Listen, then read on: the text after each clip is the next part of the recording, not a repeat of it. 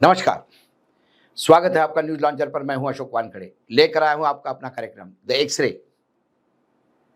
जब सुबह तड़के 4:30 बजे अमेरिकन बॉम्बर्स ने बंकर क्लस्टर बॉम्ब फोर्डो पे गिराया ईरान में, और पनडुब्बी से 2 मिसाइल दाग के अन्य 2 परमाणु संयंत्रों पे हमला बोल दिया, ये तो ईश्वर की इच्छा है कि हम सब बच गए। क्योंकि जो खबर विश्लेषण की आई है, वो जब मैं पढ़ता हूँ, एक्सरे से देखता हूँ, तो रोंगटे खड़े हो जाते हैं।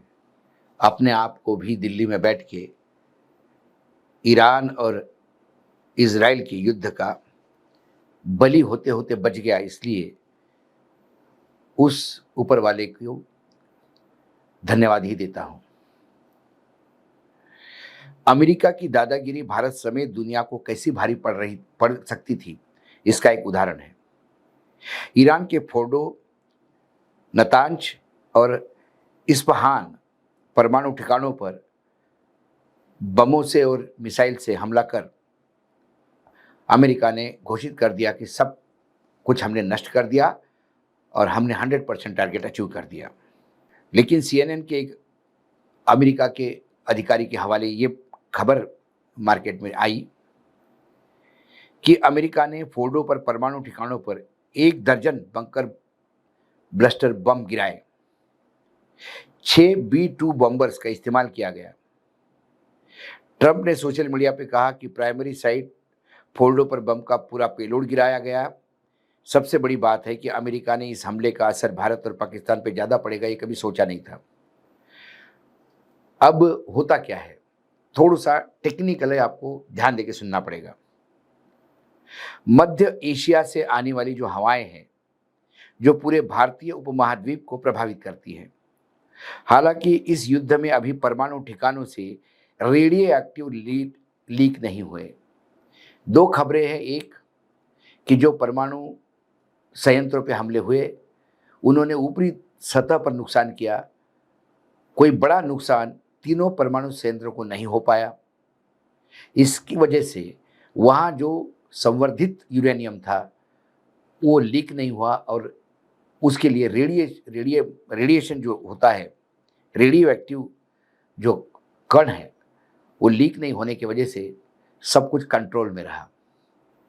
एक खबर यह है कि परमाणु संयंत्रों से 400 किलो संवर्धित यूरेनियम ईरान कहीं और छुपा गया, इस वजह से भी ये लीक नहीं हुआ। मगर युद्ध के दौरान कभी ऐसी नौबत आती है तो फिर भारतीय उपमहाद्वीप समेत पूरे दुनिया में तबाही ला सकती है। और ये जो हवाएं जिसका हमने जिक्र किया, वो चेरनोबिल त्रासदी या फुकुशिमा हादसे जैसी खतरनाक साबित हो सकती है। ईरान के परमाणु ठिकानों पर हमले से रेडियो एक्टिव कचरा भी निकलेगा। यह कचरा हवा के साथ पाकिस्तान, भारत समेत पूरे एशिया में फैल सकता है। दरअसल भारत जेट स्ट्रीम और पछुआ पवन रास्ते में है। जो विंड जो है, उसके जो जेट स्ट्रीम है, उसके बीच में भारत और पाकिस्तान आता है। इसलिए भारत के लिए इसके परिणाम बहुत बुरे हो सकते हैं। यह सिर्फ ईरान का संकट नहीं, यह हमारा भी संकट हो सकता था। यह कचरा हवा के साथ दूसरे देशों में भी फैल सकता है। इन जहरीली हवा के हाईवे पे पड़ता है, जब जहाँ करीब 140 करोड़ से ज़्यादा आबादी रहती है। ये जो हवा का रास्ता है, जो हवा का विंड हाईवे जिसको हम कहते हैं, उस पे यदि ये जहरीला प्रदूषण चला गया तो 140 करोड़ की आबादी इससे असर हो सकती है, इससे बर्बाद हो सकती है, खत्म हो सकती है। कुछ एक्सपर्ट्स का कहना है कि जेट स्ट्रम एक भूस्थैतिक हवा है जो क्षोभ मंडल यानी ट्रोपोस्फियर की ऊपरी परतों से होकर क्षैतिज रूप में बहती है। यह आमतौर पर पश्चिम से पूर्व की ओर 20,000 से 50,000 फीट की ऊंचाई पर बहती है। जेट स्ट्रीम वहां विकसित होता है जहां अलग अलग तापमान वाली हवाएं आपस में मिलती हैं। इसलिए आमतौर पर सतह का तापमान यह निर्धारित करता है कि जेट स्ट्रीम कहाँ बनेगी। जेट स्ट्रीम पछुआ हवाओं का एक हिस्सा है जो ऊपरी क्षोभमंडल में केंद्रित होती है। जेट स्ट्रीम और पछुआ हवाएं दोनों ही वायुमंडलीय धारा होते हुए पृथ्वी के मौसम को प्रभावित करती हैं। जेट स्ट्रीम ऊपरी ट्रोपोस्फियर में तेजी से गति चलने वाली हवाओं को एक नैरो करंट है जो पश्चिम से पूर्व की ओर बहती है। पछुआ हवाएं, जिन्हें पश्चिमी हवाएं भी कहा जाता है, मध्य अक्षांश से पश्चिम के पूर्व की ओर चलने वाली हवाएं हैं। जेट स्ट्रीम मौसम के पैटर्न को प्रभावित करती है, जिसमें तूफान, चक्रवात आते हैं। मौसम में तेजी से बदलाव होता है। यह भीषण ठंड या भयावह हीट वेव भी चला सकता है। परमाणु हमले से रेडिएशन जो फैलता है वो इस बात पर डिपेंड करता है कि किस तरह का एक्सपोजर हो रहा है, क्रॉनिक हो रहा है या एक्यूट हो रहा है। एक्यूट एक्सपोजर थोड़े समय में रेडिएशन का एक्सपोजर होता है, जिससे रेडिएशन बीमारी होने का खतरा रहता है और जान भी जा सकती है। इसका बचाव चेरनोबिल आपदा 1986 में देखा गया था। क्रोनिक एक्सपोजर लंबे समय के लिए कम मात्रा में एक्सपोजर देखा जाता है, जिसमें म्यूटेशन और कैंसर होने का खतरे हैं।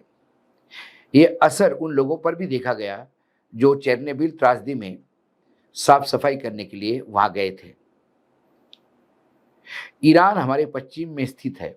अगर युद्ध के दौरान रेडियोधर्मी कणों का रिसाव होता है तो वह पश्चिम हवाएं इन जहरीले कणों को अफगानिस्तान, पाकिस्तान, भारत ला सकती है। इसका नुकसान सिर्फ ईरान को ही नहीं, पूरे दुनिया को उठाना होगा। अगर जेट स्ट्रीम में ये पार्टिकल मिक्स हो गए तो करीब 9 से 15 किलोमीटर ऊपर की और यात्रा कर सकती है।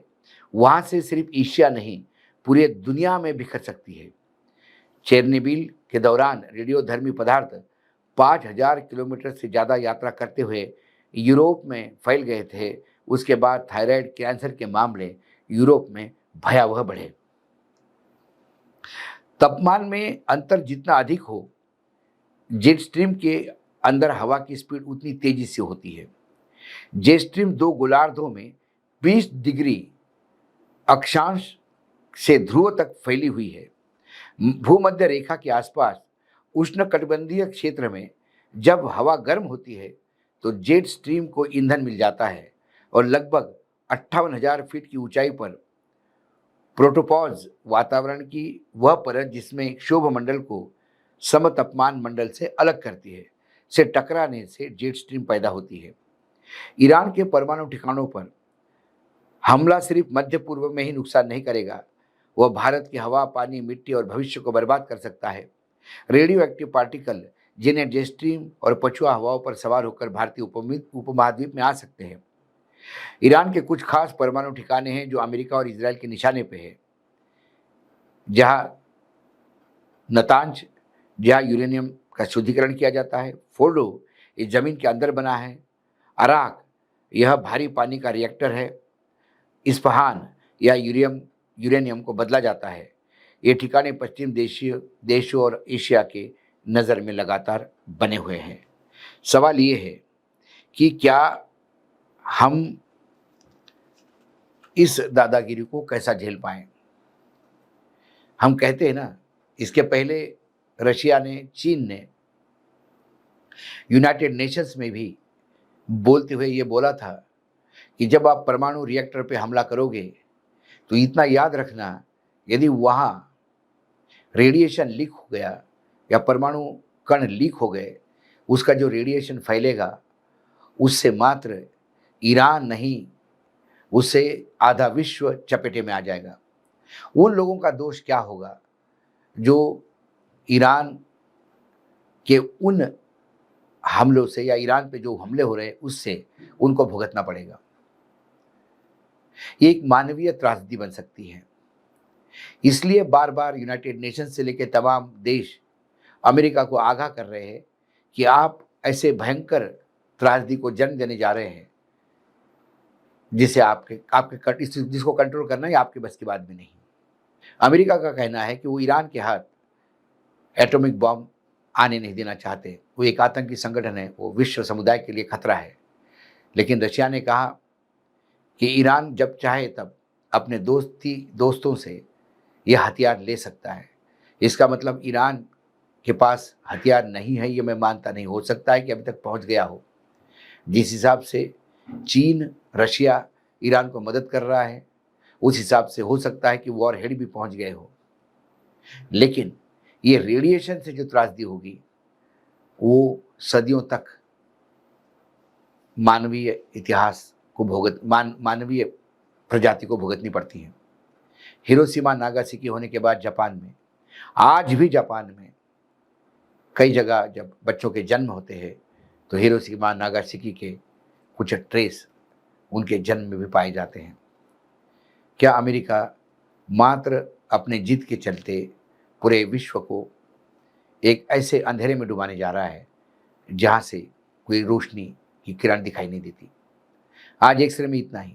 कल फिर आता हूं किसी विषय के साथ। तब तक के लिए नमस्कार। देखते रहिएगा न्यूज लॉन्चर।